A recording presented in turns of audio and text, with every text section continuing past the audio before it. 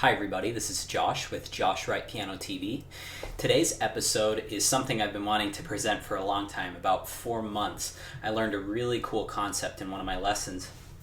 I wanted to explain it to each of you because I feel like this piece of knowledge may be the single most important thing I've ever presented in a video aside from the free hands video. If you haven't watched free hands video, go ahead and watch that. These two different videos will help you so much to become very loose in your playing, which the looser you are and the less tension you have, the faster you can play, the more even it will be a lot of times if you're doing it correctly. And so this is just really cool concept. A few years ago, I was in a lesson with a teacher at Rice University, and he said to me, you have to think of the wrist as the fourth joint. So you have one joint here, second joint, third joint, and we usually think, oh, we just have those 3 joints. But he said, think of your wrist as a fourth joint as well. A lot of people tense at the wrist, so they say, oh, I have really good hand position with my scales, and then they kind of lock their wrists. What that does is, you can see that makes my sound uneven, but if you have a loose wrist, first of all, it increases the speed. It really helps me to play more evenly. Lots of benefits to that. Now, I want to take it kind of a step further. The lesson that I learned this in was when I played the Schubert A minor sonata. I actually played it for Babayan, who, if you don't know, just search him on YouTube. He's one of the greatest pianists alive. Also, download his Scarlatti Sonatas album. It's one of the most frequently played albums in my car, at least. I love listening to that album. He has more imagination and creativity than most pianists alive today, and his technique is just flawless. And when he showed me this, it was really great. I was playing... I'm probably playing now how he taught me. I was playing like this. Oh my gosh, okay.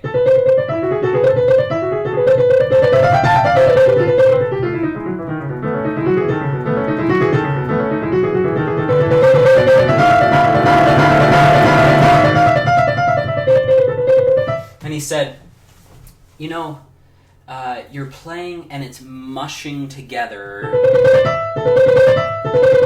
rather than playing ba-ba-ba-ba-bum and speaking with each note. You're playing ba-da-da-da-dum, ba-da-da-da-dum, like slurred speech almost. And so then I said, oh, okay, you want it sharper. And so I played like finger staccato, and he said, no, it has to be somewhere in between. And this is really good for Bach playing. If you haven't played a lot of Bach, this really helps. What you have to do is you play like connected staccatos.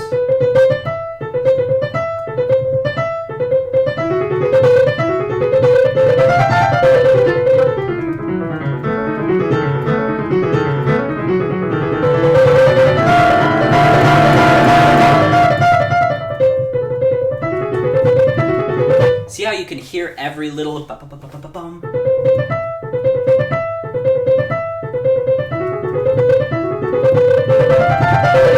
But at the same time, it's not like annoyingly sharp. It's just clear. It's absolutely clear.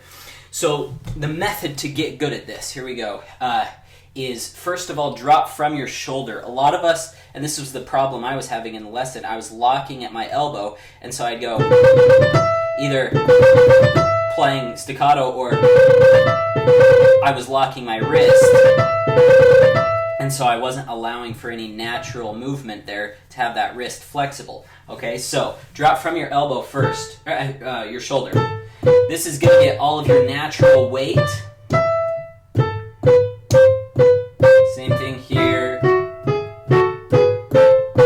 Okay, and what you're trying to do is just to get loose. Okay, now, right here, continue dropping from the shoulder, but it's a little more abbreviated.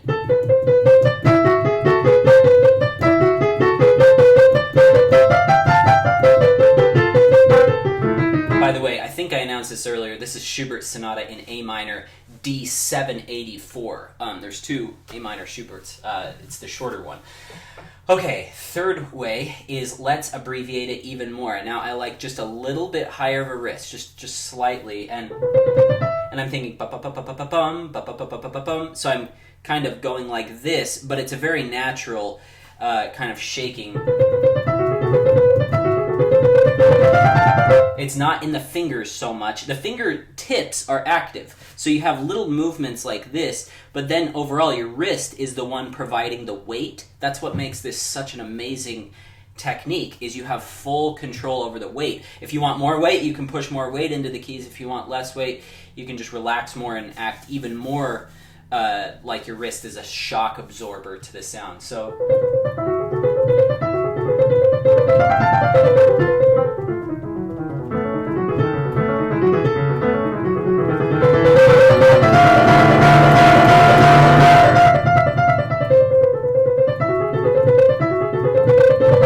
it's really freeing how clear the sound becomes. You're like, oh my gosh, is this really me playing? I'm not saying that's the best playing ever, but it's a lot better than what I sounded like before. Now, I want to apply this to a different situation, not just scalar passages. This can also help you with really anything. Like little consecutive intervals, like consecutive sixths, consecutive thirds. If you think of just naturally dropping from the wrist, you don't even have to have it that sharp. Let's see, sorry. Haven't played this for like years. Anyway,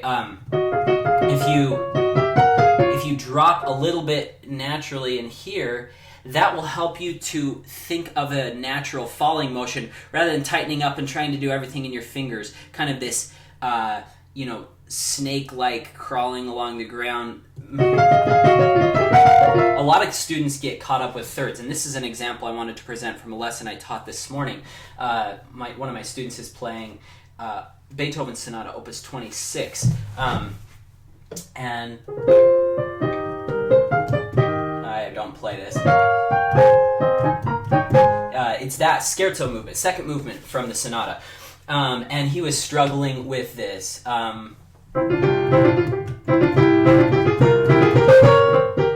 These consecutive thirds. Let's see. There we go. Okay, and we want it, and he would play kind of like that.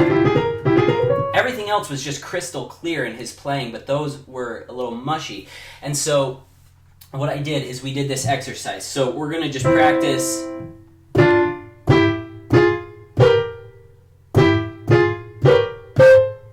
from your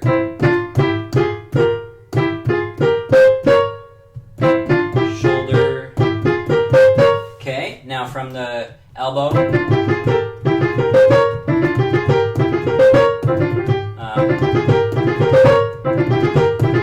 Okay, and now even more abbreviated. Let's see. I've got a sight on my fingering. I'm going to keep switching it. So 3-4, 3-4-5 is probably the best. Okay, now this is the tricky part, is getting it from staccato to be legato. What you have to do is start connecting things. And again, your wrist can just move really quickly because it's totally loose. So let's just try this. And then let's try the next little piece. And now, on each of these, even though it doesn't look like it in my hand just looks like it's moving this way. In my brain, I'm going ba-ba-bum, ba-ba-bum, just down, down, down, just very, very, very lightly. Or you can think up, up, up. That may be even more helpful. So experiment in your mind. Sometimes mentally, if we think about coming up like that, it helps us. Okay, now to there, and then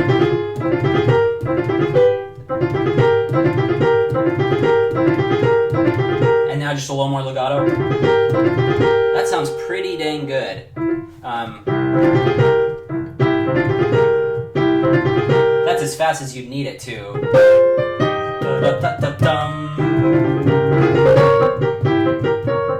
Okay, and then this, just practice that little piece, and I'm thinking ba-ba-bum, just a little bit of floppy wrist. And again, if you start getting tense, go back to this one, and then wrist, or sorry, elbow, and then wrist, and then just a little more in your fingers, but still mostly just wrist. You'll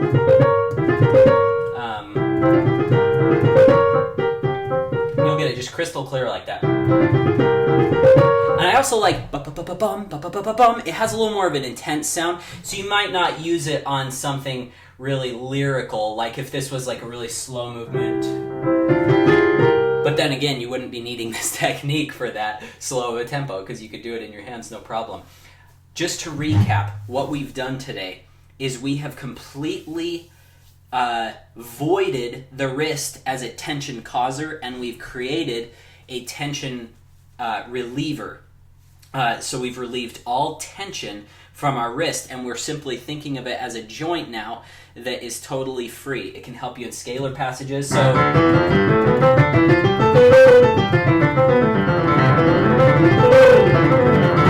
and even when you kind of disregard it, just the fact that you're holding your wrist like that when you're going in incredibly high speed, just the fact that you're holding it loose now really keeps your sound light and airy and bright.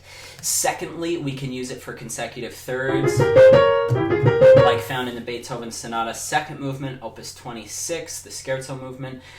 You can also use it in consecutive sixths or other places. If any of you have any questions, you can email me, josh@joshwrightpiano.com. Also, if you're interested in online lessons through Skype, just send me an email at the same address. Thanks for joining me today.